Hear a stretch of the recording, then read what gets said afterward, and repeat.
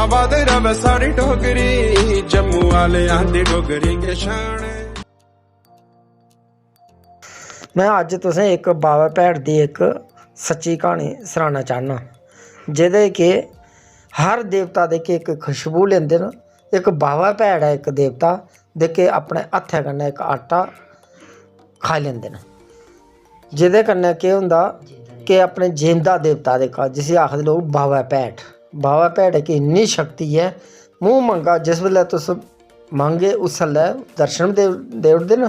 जिस वेल्लै तुस अच्छा सच्चे दिल ने घरा जागे उस वेल्लै आटा खलागे, अपना अच्छा कार्य शुभ मन्नेआ गया।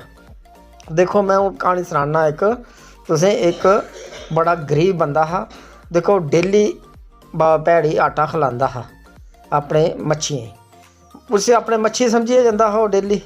ओह्दे बाद च केह् होआ, एक दिन नुहाड़े कोल आटा नहीं हा, उन्हें कुसै घरा आटा मंगियै गया, उत्थें बाबा भैड़ गी खलाया। जिसलै बाबा भैड़ गी खलाया, ओह् इ'यां ब्राह्मण बड़ा दुखी हा कि मेरे कोल मैं गरीब हूँ बड़ा। उस वेल्लै कि उसने बाबा भैड़ ने दर्शन दित्ते। उस वेल्लै सुन्ने दी नत्थ नुहाड़े नक्के च पेदी ही। नक्के च पेदी नत्थ जेल्लै दिक्खियै ओह् बड़ा खुश होया।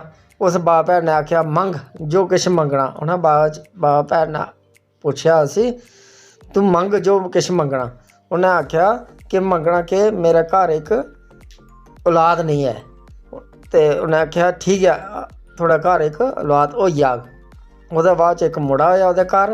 ओह्दे बाद च उत्थें एक बकरा सुक्खेआ, बकरा उत्थें चाढ़ेआ, और बकरा जेह्के उसने जो भी प्रसाद बनदा हा बाबा भैड़ गी खलाया। खलाने दे बाद च बाबा भैड़ ने फिर दर्शन दित्ते। ओके, अज्ज भी ये देवता दे घर बड़ी दुनिया लोग मनदे न इसी देवते गी। इसी देवते जिस वेल्लै आप दिले च चाहने उस वेल्लै दर्शन होई जंदे न। जय बाबा।